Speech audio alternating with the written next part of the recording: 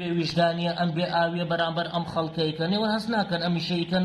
جۆرێکە لە گەوادیان باش گەوادیکەیەوە ئەیکەن یعنی بەڕاستی حەقەوە تۆزە شەرک بکەن لە خۆتان تۆزە عیب بکەن لە خۆتان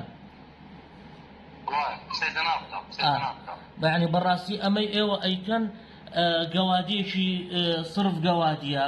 يعني پێویستەوە بۆ خۆتانە بچنەوە يعني من احترام بۆ جەنابەت بۆ مەسەلەن من ناڵم وەکو جێ و ناڵم گەوادیم وەکو سیفات ئەڵێم يعني بەڕاستی خەڵک ماندووە لە دەستان خەڵکی لاکە لە دەستان باشە ڕۆژێ لەش نەوەڵا لەبەرەوەی تۆ گەوادی سەرۆکت گەوادە مەسعود گەوادە برا گەورەکەتان هەر ژنی حیزە باشە ڕۆژە سوپای ڕۆژێ گەواد کۆرە بڕۆ گەواد ڕۆژە سوپای تورکیا ئەم ڕۆژە گەوادی بۆ ئێران نەکەن ڕۆژێ گەواد